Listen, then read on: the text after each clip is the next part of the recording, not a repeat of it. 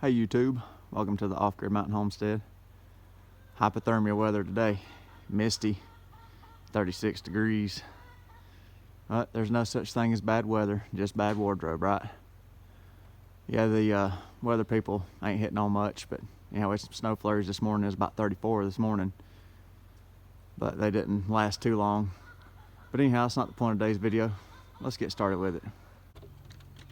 The focus of today's video is the Sentinel Chicken Coop from Tractor Supply.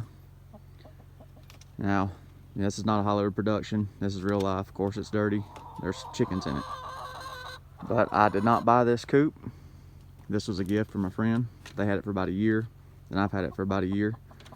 So it's 2 years old, and I want to show you a big flaw on it. So if you're thinking about buying this coop, or any other coop for that matter, I want to show you a few things to maybe help you better choose a coop or decide to build your own or what have you. So let me show you the major flaw. You can see this front section of roof here has been replaced. It's not the same material that the rest of the coop has. So this is the major flaw on it, is the roofing material. Now the wood's real good. The steel frame's pretty good. It's screw together, bolt together design, half by half wire on it. You know, predator proof wire is what they claim. And this has done a pretty good job at keeping raccoons out and stuff if they decide to wander through. I like it. It's got a metal frame that I take lifting straps and hook them underneath the frame, and I take the tractor and I can move this coop around, and the nest box is good. You know, no problems really with the coop. It's got a slidable tray so you can clean the poop out, but I just use a hoe and a shovel and scrape it to the edge and scoop it out. I'll go back here to the nest box, show you all what it's got going on far at first before we detract from it. 3 nice nesting boxes. So let me show you the mods and why I did the mods. So here is the old roof. You can see the same material as the other parts of the coop. Now it started bubbling back in the summer. You know, I thought the roof was just coming loose off of it, and I thought it was a piece of plywood. Well, it got real bad, you know, towards fall time, so I had to pull it off and replace it. And I saved this piece to do a video on it, so I figured I'd get it done so I could get this hauled off to the dump and throw it away. But you may think that, you know, from looking at it, you think it's plywood. Well, it's not really plywood. I got it pulled apart here where you can see it where it was rotting. Now, this may not be a factor in a drier environment, but we get average 90 inches of rainfall per year here. And I think the big flaw is they didn't seal the sides. So this rubber membrane, roof membrane, is pinched down, and you think it's plywood from the outside, but they didn't seal this, so water worked its way underneath there. And pulling it apart, it's not even a 1/16 inch. It looks like balsa wood or some kind of real lightweight thin wood, and then a little 1/4 inch strip of balsa, some real lightweight thin wood. I mean, it's just junk. It may be some kind of pine, but it's real airy. It's not very dense. You can just squeeze it with your fingers. So don't know exactly what the wood is. And then it's sandwiched on another little, I mean, you can see it's tiny. Let me get my razor knife out and I'll show you how thin it is. So there's a utility knife blade. You know how thin they are. And there's it over top of that wood. So not much thicker than a utility knife blade. And the bad thing is inside it's hollow. There's nothing between the two layers besides these little strips every foot or, you know, 16 inches or so. Not even a strip down the middle. And they just sandwich little pieces in there. No rhyme or reason. It's all glued together. There's a couple little tiny staples. I don't know if you can see that. A couple of tiny staples, like regular, just staple gun staples holding the whole thing together. So the rest of the roof's made the same way. So it's gonna fail eventually too. So let me show you the solution I came up with some salvage materials. So this roof is 1/4 inch hardy backer, like you put around your shower. I had a piece left over, a sheet. I said, well, I was gonna put 10 on top, you know, but the way the roof slope is on the upper part of the coop, it wouldn't work. And it's got these channels in the side that the roof slides up into. So I don't know if you can see that. Let me try to get to focus right there. The roof slides up in that. a little bit less than ½ inch. So, you know, you could probably squeeze a piece of 3/8 plywood up in there, but then you'd have to put a roof coating on and worried about the interference with the nest box slope. So I took this hardy board and I got some 1/4 inch pine slats. I'll get you another view in a second. 1/4 inch pine slats, and it's a tight fit, but I squeezed it up in there and then coated the whole top of it with new Calgon drain pan spray, which is a rubberized coating used in air conditioning drain pans and big commercial air conditioners. So I sprayed 2 or 3 coats of that on there, and it's real good and thick, built up, and it's been holding up well to the weather. Let me get a shot from underneath so you can see the pine slats. Here it is underneath, just some pine slats underneath the hardy backer to support it.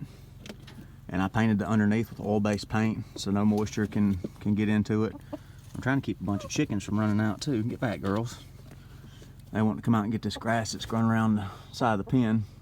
So I ain't gave them their grass yet today, but you can see I just coated underneath, protect the boards from insects and from moisture. And nice and dry. And the girls are nice and dry in here now too. And this coop is a little small for 4 birds. I'd say 2 would be comfortable in this coop without modification or addition. 3 at the max. 4 of them, they just make too much manure and it gets stinky and you got to shovel it in the summer and all that. So I put a add-on pen with just scrap lumber. It's got a chain link wire down there holding the fence, tension wire, and I keep it. It's got a gate. I close it at night. It's just slid up against, just the weight of it. It's just slid up against the Sentinel coop, so I gave them extra room. That's a 3x8 run on the end, you know, added to the coop, and they're a lot happier with that extra room. And another weak point modification I had to make, there's a roost pole in here, and the chickens were always tearing the roost pole down. They actually broke the holders on the ends. Is real cheap balsa or some kind of real thin wood. So I just lined up the roost pole, measured off, and then shot a 1.5 inch drywall screw in either side of it to hold the roost pole in place. So that's modification, yeah, number 2. Modification number 3. So they attach the roof with just these screws, and that's all there is. It's sitting on top of this asphalt stuff. Same construction on this roof as the damaged portion I showed you. So I took some big flat washers, fender washers, and put them underneath the screws, and then sprayed the same drain pan coating underneath there and around it, so it made a nice good seal. And you could put silicone on it or whatever, but I wanted to be able to take this roof off eventually and replace it too, so I didn't glob it with silicone or PO30 sealant or nothing like that. So I just sprayed that liquid sealant, and it's keeping it dry. And the nest box roof, or the laying box area, is going to have to be fixed next. You can see it's smushy and swollen already, so water's already worked its way under there. I said they don't seal the edges of the wood. You see right there, you can see the wood, so the moisture just weeps around the side and goes right in there. So it's just a design flaw. Now if you're in a desert climate or a drier area, it probably would never have any trouble, but if you're anywhere it gets a lot of rain, you might want to consider another option or looking at something different before you purchase this coop. So same thing with the screws here. What are we on, number 4 now? So it was leaking and rotting out here, so I had to brace this back up. So I'm gonna be pulling this off the next few days, fixing it too. But you can see the wood's just starting to see right there. I just poked my finger through it. See, rotting out already. So that's on the to-do list on the homestead too the next few days. As soon as we get some better weather, I'm gonna pull this off and put hardy backer on it just like I did the front. So not a terrible coop all in all, just some design flaws. Now if you was getting one brand new, you could probably pull all the, before you put it together, take all the edges before you assemble it. And you could seal the edges probably with some kind of polyurethane sealant or some kind of good paint. It'd probably stop all this from happening. So I didn't put this together. It was gifted from a friend. It came as a whole setup in the back of the truck. So I did not put this together. So if I was putting one together from scratch, and bought this one, I would definitely seal the wood on these sections before I installed them in the tracks. So that may, you know, may be a workaround with it, especially if you're not handy, you know, with tools and can't build your own coop. This might not be a bad option, but it is kind of spendy. I think the retail on them is like 350 bucks. So you're handy with tools and lumber, you know, you could build something cheaper.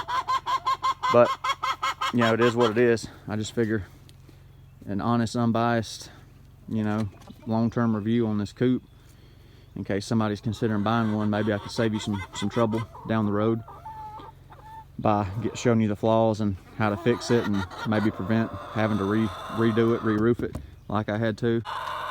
So I hope you liked today's video. If you did, please hit the like button. I'd greatly appreciate that like button, so this can get out further on the YouTube algorithm and maybe save some people some trouble. And you know, any questions or anything like that, feedback, please put it in the comment section.